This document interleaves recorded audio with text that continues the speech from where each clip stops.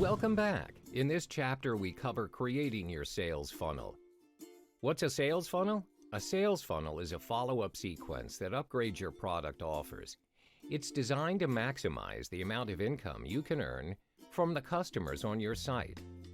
After selling your first product, you realize one product is not enough, so you start selling your second, then a third, a fourth, and the list continues.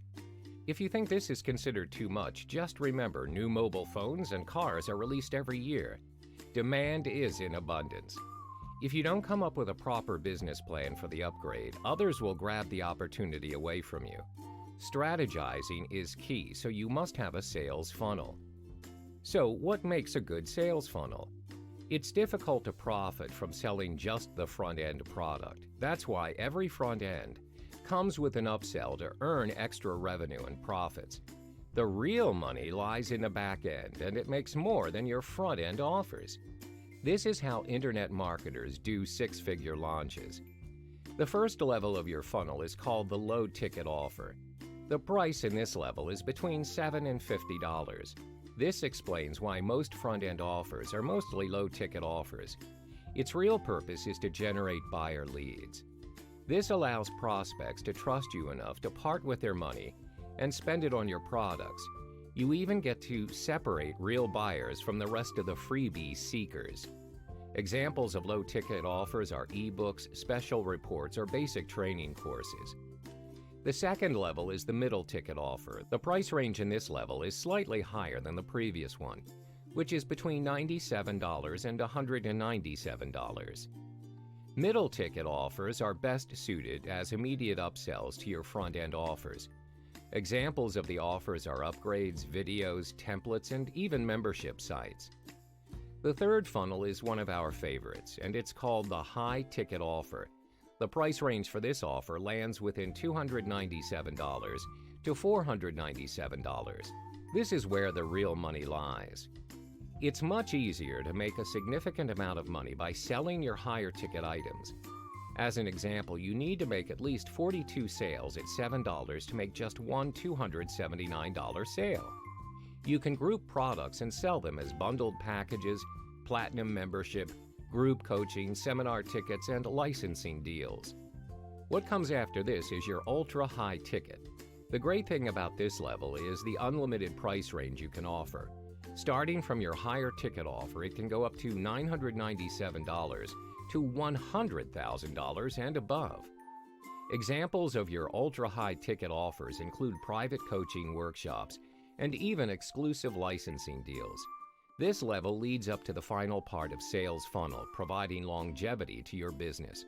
So if you don't have a sales funnel, you'll need to constantly promote new products to keep the business afloat. Worse still, you're leaving a ton of money on the table.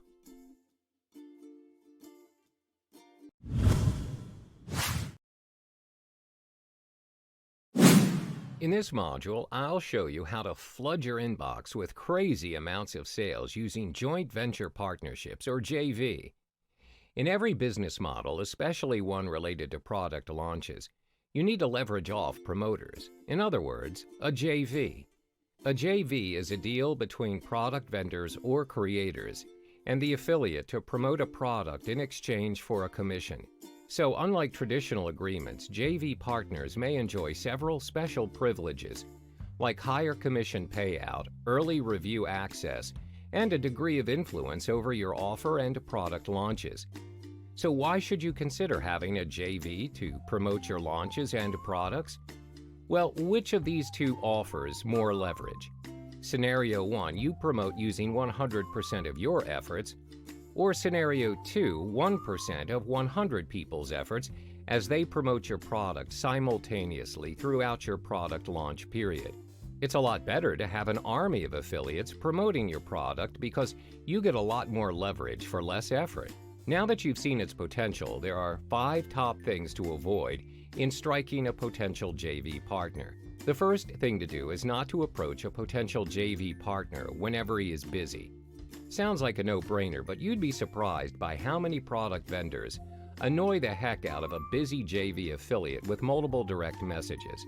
Try not to disturb a potential JV who is busy prepping for his next product launch, his next vacation, or anything that needs his utmost attention. You might end up pushing him away. This is by no means your fault, so try to avoid this from happening by being more observant on the people you aspire to work with. Keep tabs on their schedule and approach them when they are the least busy.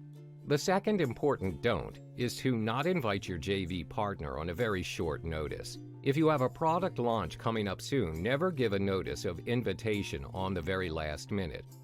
It is courteous to give the potential JV partner a heads-up notice of at least 2 to 4 weeks in advance before your product launch. The next part is inviting a JV partner with nothing valuable to offer. If the potential JV sees you don't have any reciprocal value to offer or history of not reciprocating equally or better in promotions, then it'll be difficult for the JV to promote your product. Next is to avoid inviting a JV who is not in the same niche as you. Are there irrelevant products you are pushing your potential JV to promote to their subscribers? You can't expect your JV who is in the internet marketing make money online niche to push out a personal development product. The last thing to avoid is doing the me first approach. This is one of the most ineffective approaches. The reality of inviting a JV partner is that you need the JV partner more than he needs you. What your JV wants to know is whenever he promotes your product, what's in it for him. So ensure that both of you have a promotion that requires more or less the same effort from each other to keep things in balance. These are the top 5 things to avoid when striking up potential JV partners. To make things easier for you and your JV partners, offer to do all the work so they can focus on what they do best, bringing in sales for you.